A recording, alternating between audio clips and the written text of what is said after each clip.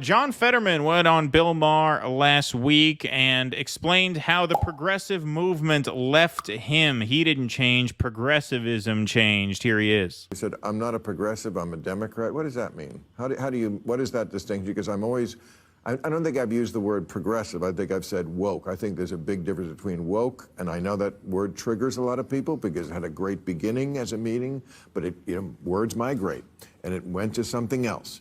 I think there's a big difference between an old school liberal and a woke person. You say progressive Democrat. How do you describe this?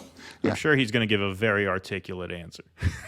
This is a great question to ask this guy. Very well-reasoned answer. Yes, I'm sure this is going to blow your mind. No, I agree. It's like I've just say, and I've been saying that for years, actually. I said that, I didn't leave the label. It left me on that. Right. And that really, after it happened on October 7th, I was really knew that that whole progressive stack would be blasted apart, and there's not going to be any kind of way how the Democrats are going to be able to reply to that kind of... Right, because you're going to side with the genociders, right? So that it's going to cause a rift there, right? Because I'm going to have to back the white colonial genocidal state, and that's not going to that's going to make it hard for me to pass off as a progressive, right? Respond to that kind of, and I really decided early on that I believed that was going to be the right side with Israel throughout all of that, and I knew that would going to be Democrats would continue to peel away and kind of walk away from standing with Israel on that. But that's where I decided after. How do you explain that, if you can, that the people who consider themselves the most liberal have abandoned Israel, which was always a liberal darling? We don't need to get into that again. Going down that road. That's his thing, man. He's over and over again. The liberal apartheid state. Yeah, exactly. First of its kind. Yeah.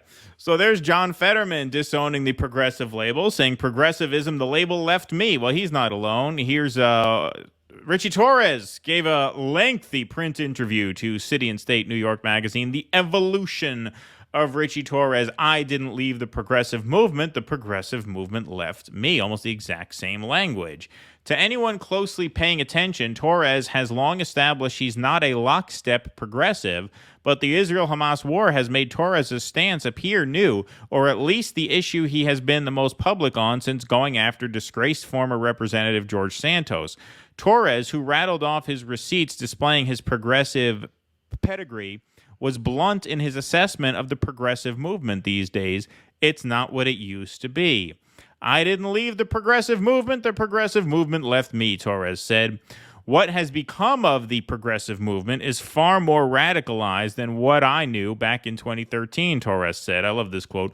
The moment I knew was far more... The movement that I knew was far more pragmatic. The progressive movement of today is indistinguishable from the democratic socialists of America. Too radical for him, the democratic socialists of America. Hey. We clap, goddammit. Yeah, exactly. That's right. Don't brand us like that. What he's referring to, though, is the fact that the DSA organized that October 8th protest in Times Square that Russell filmed, which they got a lot of shit for organizing that the day after October 7th. But that's what really caused this major split between Ritchie Torres and the DSA, because Ritchie Torres in 2016 made the very courageous move to endorse Bernie Sanders the day of the New York primary. Didn't do it before. Wow. He wanted that endorsement to last about 3.5 hours, so he did it the day of. Didn't someone else do that? I'm not sure. I think you're talking about AOC endorsing Cori Bush the night before her primary. That's the very last second, waiting till the last possible second to do it. So, he has tried to walk this line while obviously not being all that convincing in the role to anybody who is paying too much mind to this. Whether that will be his political albatross remains to be seen. Torres is up for re-election in November, and no significant challenger has emerged. Where the fuck do you get the balls? Well, we hope to have something to say about that. He's keeping any future runs quiet for now, though a recent New York Post story suggested he's mulling a gubernatorial run in the future. Okay, now I got to hit this one. Busy. You're killing me, Ritchie. My soundboard hand's getting tired because of this article. Yeah. So help me God, I will volunteer for the Republican. Oh yeah, no, absolutely. He'll never be. He will never win. Never win. For now, Torres jokingly says he is looking for a higher calling. One of my constituents asked me, "Are you moving up?" Put a ticket in, make her gay. Do you hope to move up? Torres recalled. And I said, yes, I hope to go to heaven. Can you put in a good word? That was funny. So he's not alone. He's not alone. Here's the, great things come in threes, right? So here's Mondaire Jones, the progressive who was the odd man out in the musical chairs game that Sean Patrick Maloney forced in 2022 by changing districts. Mondaire Jones ended up losing his district and losing his seat. But he's running again in New York 17th against, what's the guy's name? Lawler, who beat Sean Patrick Maloney that year. So Mondaire Jones endorses Westchester County Executive George Latimer over Representative Jamal Bowman in Democratic primary. Here's why. Why do you think? Give you three guesses. Congressman Jamal Bowman's former ally, Mondaire Jones, is now endorsing Westchester County Executive George Latimer in the heated Democratic primary for New York's 16th Congressional District. George is the clear choice to represent New York's 16th Congressional District, Jones said Tuesday at an endorsement event in Tarrytown. Half the village is in New York's 16th Congressional District and half is in the 17th Congressional District. Westchester County is split between the two districts. Latimer is challenging Bowman in the 16th. Jones, a former Bowman ally, cites Bowman's criticism of Israel as a big factor in his decision to endorse Latimer. Okay, so one of the things that makes this particularly offensive to people is that Mondaire Jones, despite what he's going to say in this next video, did position himself as a squad-adjacent progressive member of the House. He got a ton of support from the Bernie Sanders wing of the party back when it still was a real wing of the party. And now, obviously, he really showing that progressive except for Israel issue, right? Really, you could see that embodied in Jones here because he is making this Israel-Gaza war the thing on which he hinged not only the direction of his campaign, but his endorsement. I mean, why would he intervene on behalf of George Latimer? He doesn't have to chime in on this, but he is. So here he is. Fascinating dynamic, because I think that I want to quote Cori Bush, a member of the squad, who said, you were squad adjacent when you came into Congress. Not only was I never squad adjacent, I was always a pragmatist and an independent voice for my values. And in this latest example, this thing that has outraged some members of the squad and I guess some members of the progressive caucus writ large is standing on my values. So specifically, I endorsed George Latimer in the primary against Representative Jamal Bowman in the 16th Congressional District. This is a district that is adjacent to the one I am seeking to represent again. I grew up in these communities. I used to represent over 100,000 people who were in the 16th Congressional District where I just endorsed.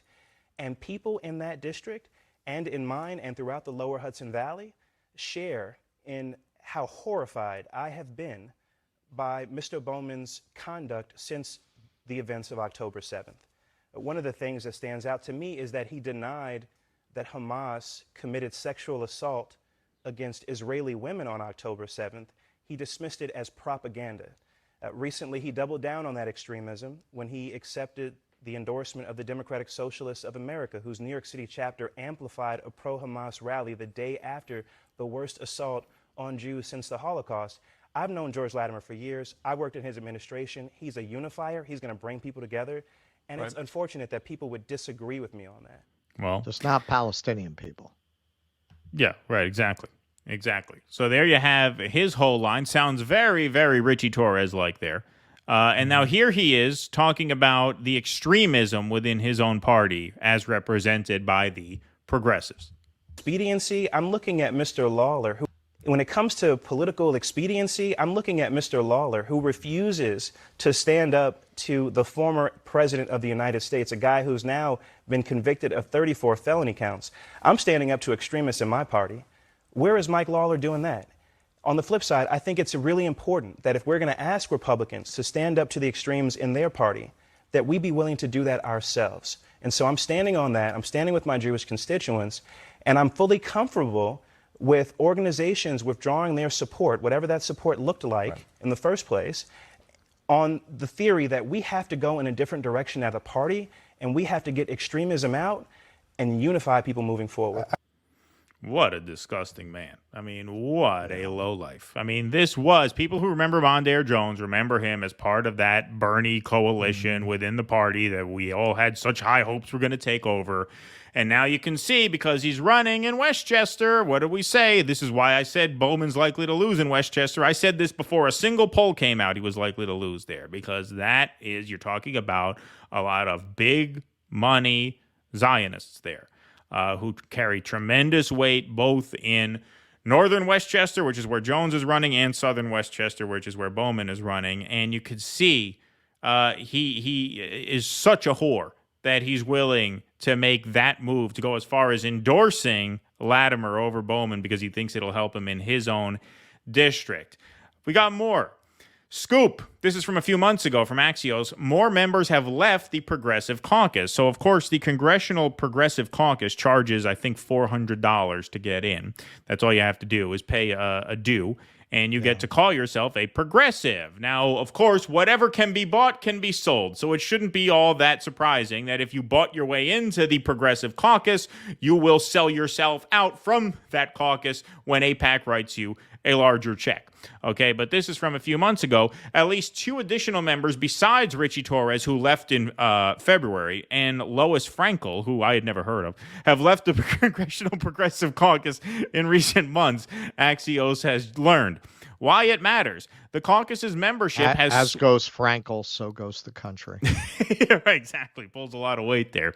The caucus's membership has swelled in the last few election cycles to encompass nearly half the Democratic caucus, a key marker of strength for Democrats' left flank. No, it was never a key marker of strength. You could call yourself a progressive for a few $100. Fucking Jeffries. Yes. Is in the Progressive Caucus, or he was. I don't know if he still is. He still is. He still is, because he still wants to have it both ways, especially since he's the head of the party now. What they're saying... Did you hear, not to digress into another segment, but did you hear James Carville's sage wisdom on who could replace Biden? No. Hakeem Jeffries. Oh, for president? Yeah, that would be fun. Yeah. That would be a great time. I would love that. I would love to see that, actually. He wants to see him do the alphabet game on a national stage. Yeah, right, exactly. This guy's crazy. Cut him off. He's past 3 minutes. He's going A, B, C, D. That's it. Cut his mic. Is this Sesame Street? I thought it was a debate. I already know my ABCs, Hakeem. Thank you. I already know my ABCs very well. Nobody knows their ABCs better than me. Yeah, that would be something. All right, so this is interesting. What they're saying, Representatives Ruben Gallego and Zoe Lofgren both confirmed to Axios that they allowed their membership in the caucus to lapse. So Ruben Gallego, who's a congressman who's running for Senate, formerly against Kristen Sinema, now she dropped out, so his only opponent there is Kerry Lake. Gallego, who is running for a hotly contested Senate seat in Arizona, said he left because the prices went up. Look at this lying fucking douchebag. The prices went up on the dues lawmakers must pay for membership. His departure was this first fucking reported... scumbag douchebag. Yeah. The prices went up. That's his line. We don't even need to read the rest of that. I want to show Ruben Gallego, was one of the 42 House Democrats to help the GOP pass the bill targeting ICC officials over Israel. So Ruben Gallego voted here, cited in Common Dreams. Tuesday's vote has already had consequences as the youth-led progressive group Path to Progress said it would not endorse Representatives Ruben Gallego and Elissa Slotkin as expected in their respective U.S. Senate races due to their approval of the bill. Ruben Gallego voted to sanction the ICC. Ruben Gallego is an international outlaw. Okay, and he's going to try and fucking spin this fucking bullshit that it was because it got too expensive. What a sleaze. What a fucking lying scumbag, douchebag sleaze. You don't even have the balls to do what Mondaire Jones did, which is, I'm with Israel, and so I can't call myself this anymore. This fucking guy tries to blame it on the fact that they charged the prices went up $80? I don't know what, it used to be $400. What is it, $800 now? You're going to try and blame it on that? What a slime ball. But you could see this. The Progressive Caucus was always a joke. It was always pay to play. You buy your way in. Sure. If you can buy your way never in, meant you anything. can sell your way out. And that's what's happened. Now this label means nothing anymore. We could tell this. We said even a few years back, because don't forget, in 2016, we all wanted to call ourselves progressives. That was the battle. Progressives versus centrists. Then a few years later, we're like, well, wait a minute. If they're letting Hakeem Jeffries call himself a progressive for $400, what does this term even mean anymore? Right? It just means they'll back out as soon as they have to. And here you have in droves Democrats saying, oh, no, I'm not a progressive anymore. Not me. And this Israel thing is what really blew that up. But something was going to do it. These are just sellouts. These are just bloodless creatures who will do anything. They will chase whoever dangles a dollar bill in front of their head, as these people have all proven. Yeah, well, Thomas Massey, we did that at the live show in his interview with Tucker, talked about, he said he didn't know on the Democrat side, but he said on the GOP side, they all have an AIPAC person. So I'm quite sure if that's true on the GOP side, it's probably doubly true on the Democrat side. They definitely have an AIPAC person handling them on the Democrat side. They probably have more AIPAC persons because they probably need them more. Because this support for Israel is kind of at odds with like liberal branding in ways that it's not at odds with conservative branding. So they probably have the heavier hitters going after, especially in New York for obvious reasons, these Democrats, who I promise you do not give a shit about Israel. They don't give a shit about Jews. You think Hakeem Jeffries and Ritchie Torres and Mondaire Jones give a fuck about Israel? They give a fuck about who pays them. They're just the lowest scum on the planet. They really are. Well, that's why they have to lean so heavily on the racism narrative, because that's within the liberal brand. Right. That's their answer to everything. Well, if you're against what I'm for, you're a racist. That's their comfort zone. But it's a very hard sell when the people being slaughtered are brown, and the people doing the slaughtering are mostly white Europeans. But they're trying their damnedest to define it that way. What's also clear that this is an order is, and you pointed this out, how similar their language is. Whenever you see that, it's coming from the same source. I didn't leave it, it left me, right? Yep. AIPAC told them, hey, we'd like it if you left the Progressive Caucus, and made a point that it's become too extreme. It's become too radical. Whenever you see a bunch of them all do this at the same exact time with the same exact language, that's an order. They got a call and they were told to do this. And this is yet one more reason why we've abandoned party politics. This yet one more reason. They're going to tell you, no, look, there's a progressive caucus that represents you. There's a bunch of fucking whores chasing a dollar. They liked the progressive label. They thought it worked for them. Like Hakeem Jeffries. Right. Why would Hakeem Jeffries join the Progressive Caucus? Well, he's already got the real estate money. He's got all the Wall Street money. He's got all that tied up. Well, let me brand myself progressive so I can get in on some of that constituency. Yep. Exactly. For most of these people, it's just opposed. And even for the ones who aren't, we saw with the infrastructure bill, it doesn't really matter anyway.